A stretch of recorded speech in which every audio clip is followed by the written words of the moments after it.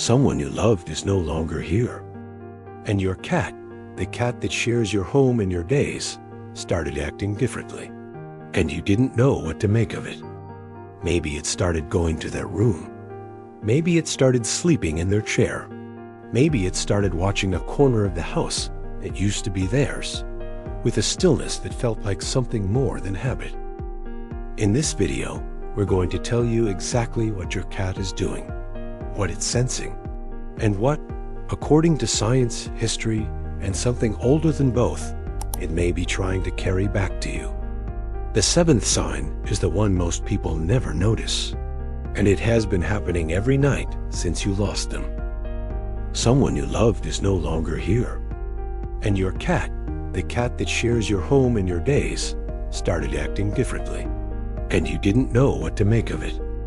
Maybe it started going to their room. Maybe it started sleeping in their chair. Maybe it started watching a corner of the house that used to be theirs, with a stillness that felt like something more than habit. In this video, we're going to tell you exactly what your cat is doing, what it's sensing, and what, according to science, history, and something older than both, it may be trying to carry back to you. The seventh sign is the one most people never notice, and it has been happening every night since you lost them. Your cat knew something had changed before anyone said a word. This is not intuition in the mystical sense, though we will get to that. This is biology. When a person dies, the biological and chemical landscape of a household changes in ways that are imperceptible to human senses, but fully legible to a cat's. The cortisol levels of everyone in the home spike. The behavioral patterns shift. Different movement, different sleep, different sounds. The specific human whose presence organized part of the household's daily life is absent. Their particular scent, which had been a constant background signal in your cat's sensory world, begins to fade from the spaces they occupied. Your cat registered all of this before the phone rang, before the door opened, before anyone sat down to speak. It registered the change in you first, the chemical cascade of your own grief beginning, and it knew that something irreversible had happened. This is why cats sometimes begin to behave differently in the hours before a family receives the news. They are not predicting death. They are reading the biological changes in the people around them with a precision that our own senses cannot match. Your cat did not need to be told. It already knew. Your cat carried the news in its body before it reached your ears. The chair, the corner of the couch, the specific side of the bed, the place at the kitchen table dot. Your cat goes there, sits there, sometimes for hours, returns to it again and again in the days and weeks following the loss. Cats map their territory with extraordinary precision. Every position in a home has a meaning, a specific occupant, a specific energy, a specific scent signature that has been present consistently for weeks or months or years. When that signature disappears from a space, the space itself changes. The cat returns to it because the map no longer matches the territory, and it is trying to reconcile the two. But there is something else happening too. Cats have been documented returning to the belongings and spaces of deceased individuals in ways that go beyond scent following. They sit, they wait, they do not appear to be searching. They appear to be present, as if what occupied that space is not entirely left, and your cat can still perceive the residue of it. In how many traditions across how many cultures has the cat been understood as the one who remains present at the threshold, the one who does not need to choose between the visible and the invisible? Your cat is not confused about where that person went. It is honoring what was there. Before we continue, sign number 4 is the one that stops people, because it describes something almost everyone has noticed and never known how to name. Stay with us. Your cat returns to that chair because something worth honoring is still there.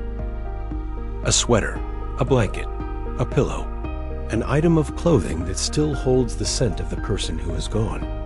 Your cat finds it, and it does not leave. Curls into the fabric. It presses its face against it. It kneads it slowly. It sleeps there with a stillness and a depth that is different from its ordinary sleep. What you are watching is your cat doing something ancient and purposeful.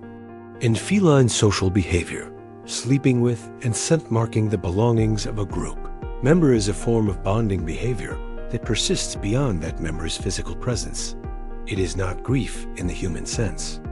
It is the continuation of a relationship, the cat maintaining contact with the person's biological signature for as long as it remains.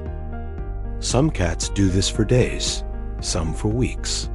Some return to a particular item for months, each time with the same focused attention. What your cat is doing with those belongings is not a sign of confusion. It is the feline equivalent of sitting with someone's photograph, of keeping something near because it carries the person in it. Your cat is holding on to what is left of them, the same way you are. Your cat stands in the hallway and stares at nothing. At the corner where that person used to sit. At the doorway they came through every day for years. At a place in the room where their presence organized the space. You look. You see nothing. Your cat does not look away. We have talked in other videos about what cats can perceive that we cannot. The infrared signatures of living bodies. The electromagnetic fluctuations of active minds.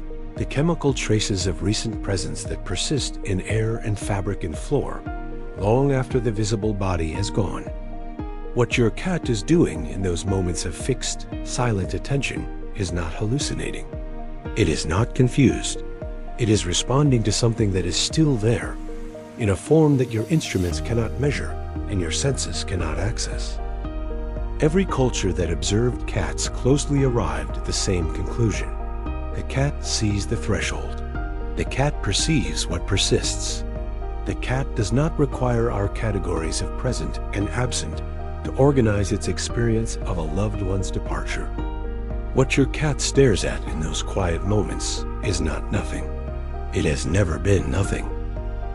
Your cat is looking at something you cannot see, but it can, and it does not look afraid. Sign 5. Your cat becomes your protector. In the weeks following a significant loss, many cat owners notice something specific. Their cat begins following them more closely than before, staying in whatever room they are in, positioning itself between them and the door, arriving at their side in the moments when they are most visibly struggling, before the tears come, before the breakdown begins. Your cat has registered that the social structure of the home has changed, that you are carrying more than before, that the biological signals you emit have shifted toward grief, and that grief, to a cat, is one of the most powerful distress signals another living being can broadcast. It is not clinging. It is not anxiety. It is a deliberate, conscious reorganization of your cat's role in the home. It has promoted itself. It is now the guardian, and it will not leave your side until it decides you are no longer carrying what you are carrying. Sign 6. Your cat mirrors your grief in its own body.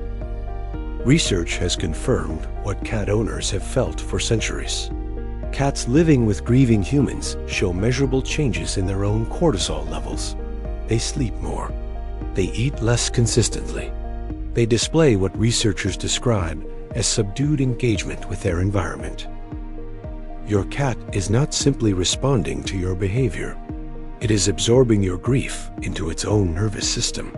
It is carrying part of what you carry, not because it has to, because it chose to share your life.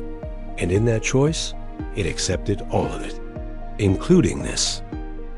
Your cat is not just witnessing your grief. It is bearing part of it for you. This is the one we mentioned at the beginning, the one that has been happening every night since you lost them. Your cat watches over you while you sleep. You don't see it. You are asleep. But in the weeks following a significant loss, Many people wake in the middle of the night to find their cat nearby, sitting perfectly still, completely calm, watching them with the particular quality of attention that belongs to a guardian rather than a curious observer. Your cat is most active at dawn and dusk. The middle of the night is not its natural rest time. It has the entire house available to it in those hours. It chooses to be where you are because you are grieving. Because grief is a physiological state that your cat can read. The altered breathing, the disrupted sleep cycle, the cortisol that remains elevated even during sleep. Because its instinct, having registered that you are in a vulnerable state, is to stay close to what it has chosen to protect. In many traditions, a cat keeping vigil over a sleeping person was understood as one of the most sacred things a domestic animal could do. The Egyptians recorded it. The Norse celebrated it. Celtic households noted it with reverence. Your cat has been doing it every night since you lost them. Not because anyone taught it to. Not because it had no other options. Because it chose you. And loss is part of what that choice included. So it sits beside you in the dark while you sleep through your grief, and it keeps watch. It does not know how to fix this for you, but it knows how to stay. Every night since you lost them, you have not been alone. Your cat has been there, keeping watch, choosing to stay. If your cat has done any of these things since you lost someone, tell me in the comments. Tell me what it did, what it chose, where it went, what it seemed to know. You don't have to explain it. Just tell me what you saw. Because someone reading your words tonight, alone, in a quiet house, missing someone, needs to know that what they are experiencing with their cat is real, that it means something, that they are not imagining it. And if this video helped you understand what your cat has been doing, share it with someone who is grieving and has a cat. They need to see this.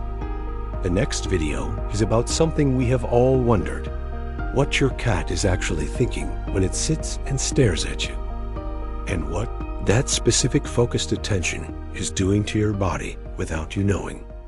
I'll see you there.